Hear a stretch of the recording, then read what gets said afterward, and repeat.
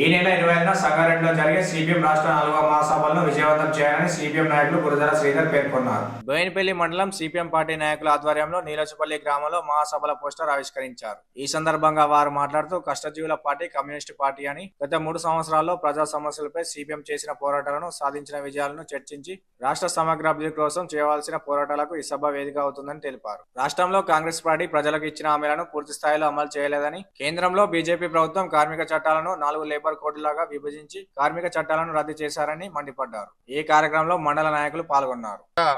ఈ నెల 25వ తారీఖు నాడు తెలంగాణ రాష్ట్ర సిపిఎం పార్టీ 4వ మహాసభలను పురస్కరించుకొని పెద్ద ఎత్తున సంగారెడ్డిలో, మెదక్ జిల్లా సంగారెడ్డిలో నిర్వహించుకోవడం జరుగుతుంది.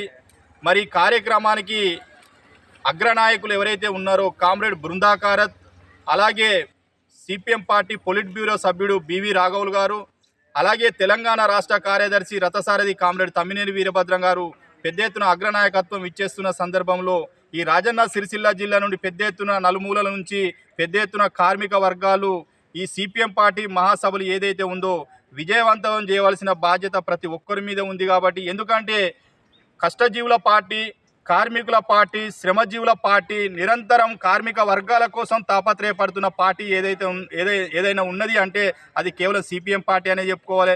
నిరంతరం ప్రభుత్వంతో ప్రజా సమస్యలపై, రైతాంగం సమస్యలపై, కార్మికుల సమస్యలపై, యువత సమస్యపై, మహిళా సమస్యలపై ఏ సమస్య చూసుకున్నా ముందుండేది కేవలం సిపిఎం పార్టీ అనే చెప్పుకోవాలి.